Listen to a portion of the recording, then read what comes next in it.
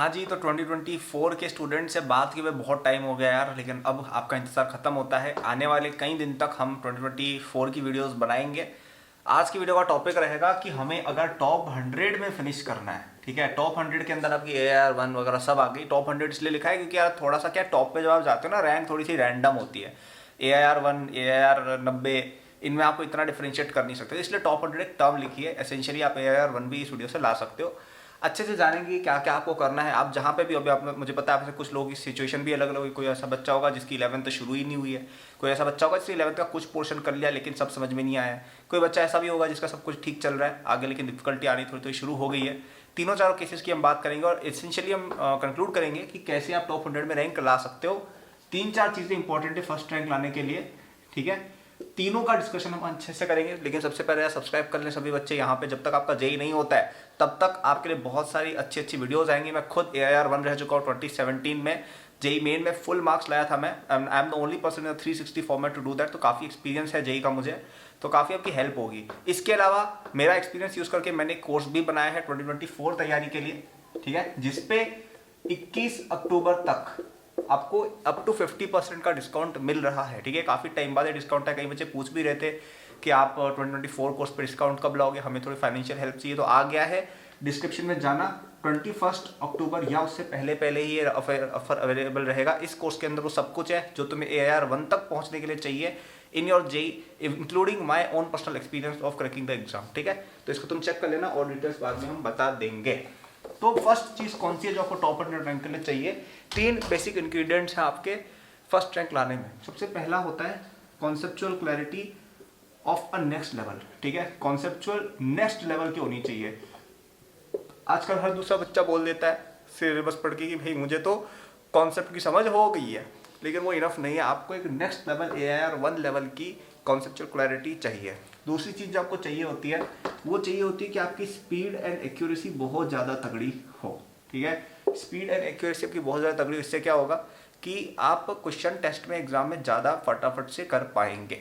और तीसरी और जो मोस्ट इंपॉर्टेंट चीज़ मुझे लगता है सबसे ज़्यादा इंपॉर्टेंट है, वो होता है थोड़ा बहुत आपके अंदर होना चाहिए करेज, थोड़ा बहुत आपके अंदर होना चाहिए डिटर्मिनेशन और काफ़ी तगड़ा मोटिवेशन। ये जो सॉफ्ट स्किल वाली बात होती है, जो अपने अंदर जो चीज़ें होनी चाहिए, उनकी बात थर्ड पॉइंट में होगी। तो पहला तो अपन बात करते हैं, और ये तीनों चीज़ें इस तरह से है। सबसे पहले ये तो चाहिए ही चाहिए आपको। अगर लेट्स से 1000 में भी फिनिश करना है तो फर्स्ट पॉइंट चाहिए ही चाहिए आपको। 500 के अंदर भी फिनिश करना है, सेकंड पॉइंट चाहिए ही चाहिए। लेकिन थर्ड पॉइंट के बिना first rank, second rank, third rank, 10 rank नहीं आती है। डिस्कस करते एक एक करके। कॉन्सेप्चुअल क्लैरिटी का मतलब क्या हुआ नेक्स्ट लेवल की? तो देखो, आपने जस्ट चैप्टर पढ़ लिया और क्वेश्चन हो गया, इसको कॉन्सेप्चुअल क्लैरिटी नहीं कहते हैं। कॉन्सेप्चुअल क्लैरिटी का मतलब ये होता है कि आपको मैं कुछ भी उठा के दे दूं, एज लॉन्ग एज वो सिलेबस के अंदर है, आप उस चीज़ को समझ पा रहे हो, आप उस चीज़ को कर पा रहे हो।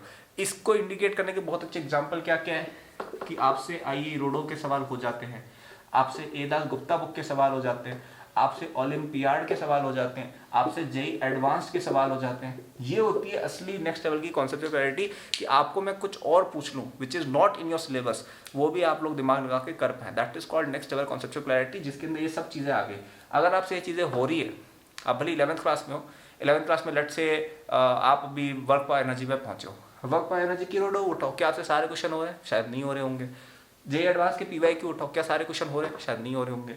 ओलंपियाड के सवाल उठाओ, क्या सारे क्वेश्चन हो रहे हैं? नहीं हो रहे होंगे, राइट। तो ये क्यों है? क्योंकि इन एग्जाम्स में बाहर से सवाल करके चीजें आती है, ऐसी चीजें पूछते हैं जो आउट ऑफ द बॉक्स है, जिसमें बच्चे को खुद का दिमाग चलाना है। केवल कुछ रट्टम विद्या कर लेने से, कोचिंग का मॉड्यूल चार्ट लेने से आप ये सवाल नहीं कर पाएंगे। जेई मेन आप क्लियर कर लेंगे, जेई एडवांस में आप अटक जाएंगे, राइट। तो इसलिए काफी इंपॉर्टेंट है कि अपनी कॉन्सेप्चुअल क्लैरिटी नेक्स्ट लेवल की होनी चाहिए। डेवलप कैसे करेंगे? हर चीज़ को एकदम बेसिक से पढ़ के। इवन अकेडमिक्स में भी मैं जब भी आपको जो मेरे लेक्चर्स आप देखेंगे उसमें नोट करेंगे कि काफ़ी ज़्यादा ध्यान दिया जाता है कि बच्चा एकदम बेसिक से चीज़ को समझे और फिर चीज़ों को डिराइव करे, ठीक है। आप में जो लोग पढ़ते हैं उनसे बात कर रहा हूँ मैं।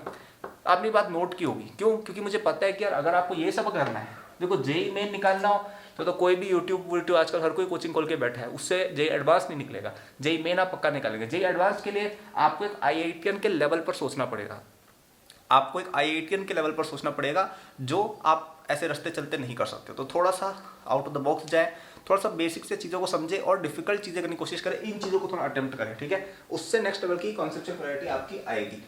सेकंड चीज़ जो बहुत इंपॉर्टेंट है, वो है स्पीड एंड एक्यूरेसी। ठीक है, अब काफ़ी हद तक speed and accuracy first point से आ जाती है, क्योंकि अगर आपको कॉन्सेप्चुअल क्लैरिटी अच्छी है तो सवाल यूजुअली सॉल्व करने में आप अटकते नहीं और टाइम अपने आप बच जाता है, अपने आप स्पीड एक्यूरेसी आ जाती है।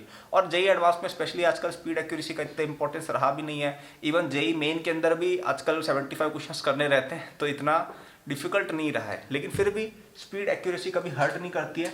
तो एक्यूरेसी इसी से आती है कि आप कॉन्सेप्चुअल क्लैरिटी थोड़ी अच्छी रखें। और एक और स्पीड में ये भी इंपॉर्टेंट है, ये दोनों ही पॉइंट्स में, कि आप अपनी अप्रोच थोड़ी सी एग्जाम बेस्ड करते हैं। कई बच्चे क्या है, फर्स्ट पॉइंट के चक्कर में फॉरेन ऑथर्स की बुक्स ही पढ़े जाते हैं, इरोडो भी किए जाते हैं, और वो ध्यान ही नहीं देते हैं कि हमें जेई एडवांस जेई मेन की तैयारी एसेंशियली करनी है, राइट। तो इसलिए एग्जाम बेस्ड तैयारी करना भी बहुत ज़रूरी है कि आप जब मॉक टेस्ट देते हो अपनी कोचिंग में तो उसको थोड़ा ध्यान से दो, उसमें देखो कि कहाँ कहाँ पे नंबर कम है, क्योंकि आपको कितना भी आता हो, जो रिजल्ट बोल रहा है वो आपकी असली लेवल है। ठीक है, आप भले कितने भी होशियार हो, अगर आपका रिजल्ट कमजोर है तो आप कमजोर माने जाओगे। ठीक है, यही संसार की रीति है। ठीक है, तो ध्यान रखना है कि एग्जाम बेस्ड तैयारी करें। जब भी मॉक टेस्ट में आपको लगता है कि यार मेरे तो 80% आने चाहिए थे, 75% है, तो देखो 5% कहाँ कमी रह गई, सिली मिस्टेक की, तो सिली मिस्टेक को रिजॉल्व करो। अगर क्वेश्चन कम कर पाया तो थोड़ा स्पीड इंक्रीज करो। स्पीड कैसे इंक्रीज होगी, घर पे जब आप प्रैक्टिस करते हो टाइमर वगैरह लगाया करो, क्वेश्चंस को फास्ट करने की शॉर्ट ट्रिक्स वगैरह डेवलप करो। ठीक है, ये चीज़ों से आपकी स्पीड फास्ट होती है। तो ये चीज़ों पर ध्यान देना है कि यार कॉन्सेप्चुअल स्टडीज तो करनी ही करनी है, साथ ही में अपनी स्पीड एंड एक्यूरेसी को भी हमें एक अलग लेवल पर लेके जाना पड़ेगा, जिसके लिए क्या जरूरी है, मॉक टेस्ट बहुत सारे दें, और जो हम क्वेश्चन वगैरह घर पे कर रहे हैं उनको हम एज अ टेस्ट करें, और एक्यूरेसी बढ़ाने के लिए भी टेक्निक्स डेवलप करें कि जब जब कोई क्वेश्चन सिली मिस्टेक से गलत हुआ उसको नोट करें कि क्यों गलत हुआ, और एक स्ट्रैटेजी बनाए उसके अराउंड कि भाई कैसे सिली मिस्टेक को फ्यूचर में प्रिवेंट करना है। ओके, थर्ड है करेज, डिटर्मिनेशन, मोटिवेशन। तो देखिए एक बात मैं आपको बताता हूँ, कभी भी नोट करेंगे कि ना, जो भी बच्चा आईआईटी में फर्स्ट रैंक लाता है, ठीक है, भाई फर्स्ट रैंक छोड़ो, टॉप 100 में भी रैंक लाता है, ठीक है, कोई से भी कुछ भी अच्छा अचीव करता है, कोई भी बच्चा अगर होता है जो तो थोड़ा लाइफ में कुछ अच्छा अचीव करता है, भले उसने कोई ओलंपियाड क्रैक किया हो, भले उसने कोई एग्जाम में फर्स्ट रैंक लाया हो, नीट हो गया, जे जो भी हो गया, ठीक है, आप नोट करेंगे वो सभी बच्चे फ्यूचर में जाके बहुत ज़्यादा सक्सेसफुल बनते हैं। बहुत ज़्यादा का मतलब ये भी नहीं है कि थोड़े बहुत कुछ करोड़ रुपए कमाने में, वैसे बात नहीं कर रहा हूँ, वो कुछ बहुत ही अलग लेवल चीज़ करेंगे कि वो किसी आईआईटी के अंदर बहुत ही हाई लेवल के प्रोफेसर हैं, वो किसी बहुत ही हाई लेवल की कॉर्पोरेट सेटिंग में बैठे हुए हैं, उनकी खुद की कोई बहुत बड़ी कंपनी चलती है, राइट, तो वो बहुत सक्सेसफुल होते हैं यूजुअली लाइफ में, हम नोट करेंगे। तो क्या एक कोइंसिडेंस है कि यार बच्चा 18 साल की उम्र में जेई में सक्सीड हुआ और वो अपनी फ्यूचर लाइफ में भी सक्सेसफुल है, क्या एक कोइंसिडेंस है? कोइंसिडेंस नहीं है। पहली बात, बच्चा इंटेलिजेंट तो है ही है, ठीक है, बच्चा हार्ड वर्किंग और एनालिटिकल है ही है, क्योंकि देखो लाइफ में आपको आगे बढ़ने के लिए 3-4 स्किल्स, आपको मेहनती होना चाहिए, आपको इंटेलिजेंट होना चाहिए, आपको एनालिटिकल होना चाहिए कि यार हम कहाँ गलतियाँ कर रहे हैं वो जाने हम। इवन आप जॉब वगैरह में जाएंगे, ठीक है, तो वहाँ पे कुछ गलतियाँ भी करेंगे, उन गलतियों से सीख के हमें आगे बढ़ना। बिजनेस में जाएंगे, कुछ गलतियाँ करेंगे, उनसे सीख के आगे बढ़ना है, राइट। तो ये सारी स्किल्स आप यहाँ पे सीख रहे हो, लेकिन सबसे इंपॉर्टेंट अगर कोई स्किल होती है लाइफ में, वो होती है रिस्क टेकिंग एबिलिटी, वो होती है करेज, वो होती है डिटर्मिनेशन, वो होती है अंदर से मोटिवेशन कि हम कुछ करेंगे। वो जिस बच्चे में भर भर की होती है ना, वही रैंक 1 ला सकता है और वही लाइफ में भी बहुत आगे अच्छा कर सकता है। तो आप इसीलिए देखिएगा कि जो बच्चे बहुत ही अच्छी रैंक लेके आते हैं, टॉप 100 में फिनिश करते हैं, उनमें ये चीज़ भर भर की होती है, उनके अंदर एक सेल्फ बिलीफ होता है कि यार हम तो रैंक 1 ला सकते हैं। तो कमेंट करके लिखिए कि हाँ मैं रैंक 1 ला सकता हूँ, रैंक 2 ला सकती हूँ, जो भी चीज़ है वो मेरी आ सकती है, मैं आईआईटी में जा सकता हूँ, राइट। तो ये कॉन्फिडेंस अंदर जब तक नहीं आएगा, नहीं अंदर से आपकी आवाज़ नहीं आएगी। और कमेंट ठीक है, कमेंट एक अलग चीज़ कर सकते हो, लेकिन अंदर से भी एक चीज़ आनी चाहिए कि हाँ यार हम तो ये रैंक ला सकते हैं। क्योंकि वो रैंक वो होता है ना, तभी जैसे मैं था, मुझे पता था, हमेशा से पता था कि यार मैं तो आईआईटी बॉम्बे में जाऊंगा ही जाऊंगा, मुझे पता था मेरी एक दिन फर्स्ट रैंक आएगी, मुझे पता था एक दिन सब लोग मुझे जानेंगे, ये मुझे 9-10 से चीज़ें मेरे दिमाग में थी, ठीक है, ये सब तो मैं करता ही था, मेहनती में था, कॉन्सेप्ट सब कुछ था, लेकिन उससे ज़्यादा बड़ी चीज़ मेरे अंदर ये थी जो बाकी बच्चों में नहीं थी, ये मुझ में था, ठीक है, तो मेरी रैंक आ गई अपने आप। तो ये अपने अंदर होना चाहिए एक चीज़, ठीक है। और अगर आपको ये तीनों ही चीज़ें बहुत अच्छे से अपने अंदर डेवलप करनी है तो मैं काफ़ी अच्छा सजेशन दूंगा कि आप हमारा जेईई 2024 का जो कोर्स है उसमें एनरोलमेंट ले सकते हैं, ठीक है। इस कोर्स में आपकी कॉन्सेप्चुअल क्लैरिटी मैंने बहुत ज़्यादा ध्यान दिया है, क्योंकि इसमें पहली बात आपका काफ़ी सारा सिलेबस तो मैंने खुद कवर किया है, ठीक है। तो अब आप सोचिए कि आप लोग क्या चाहते हैं कि आप आईआईटी बॉम्बे सीएसई में एक दिन जाएं, आप फर्स्ट रैंक लाएं, ये सारी चीज़ें मैं कर चुका हूँ, ठीक है, वो चीज़ मैं कर चुका हूँ, मैं आपको बता रहा हूँ कैसे करना है। इससे बेटर चीज़ अब बताइए क्या हो सकती है। अब यहाँ पे आप बोलेंगे कि यार किसी भी टीचर से मैं पढ़ सकता हूँ, क्या फर्क पड़ रहा है, और सही बात है, कोई भी टीचर सेम ही चीज़ पढ़ाता है, लेकिन इसमें डिफरेंट क्या है कि मैंने फर्स्ट रैंक लाते समय किस तरह से चीज़ों को अप्रोच किया था, मैंने किस किस तरह की ट्रिक्स डेवलप की थी, मैंने किस किस तरह से क्वेश्चन को फास्ट करने के मेथड डेवलप किए थे, वो सब इसके अंदर इंक्लूडेड है। ठीक है, तुम्हें काफ़ी डिफरेंट फ्लेवर दिखेगा ये फ्रॉम कंपेयर टू, जैसे पढ़ाई तो देखो यूट्यूब पे 500 टीचरों ने डाल रखी, कहीं से भी पढ़ो कोई फर्क नहीं पड़ता और सब में सिलेबस भी हो जाएगा, लेकिन वो जो ट्रिक्स है, वो जो अप्रोच है, वो आप इससे सीख पाएंगे जो आपको बाकी जगह पे नहीं मिल पाएगी। ठीक है, और बाकी इसके अंदर डीपीपी टेस्ट सीरीज काफ़ी एडवांस लेवल के लेक्चर वगैरह सब कुछ इंक्लूडेड है। ठीक है, कंप्लीट पैकेज है फॉर जेई प्रिपरेशन।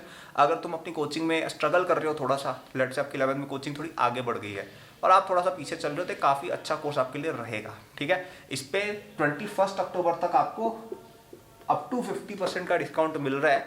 अगर आप लंबी वैलिडिटी लेते हो तो उसमें तो काफ़ी ज़्यादा आपको पैसे बच जाएंगे, आपके 10-20 हज़ार रुपये तक आपकी सेविंग हो जाएगी। तो आप जो पूरा 2 ईयर्स का पैकेज है वो भी आप इसमें एनरोलमेंट ले सकते हो।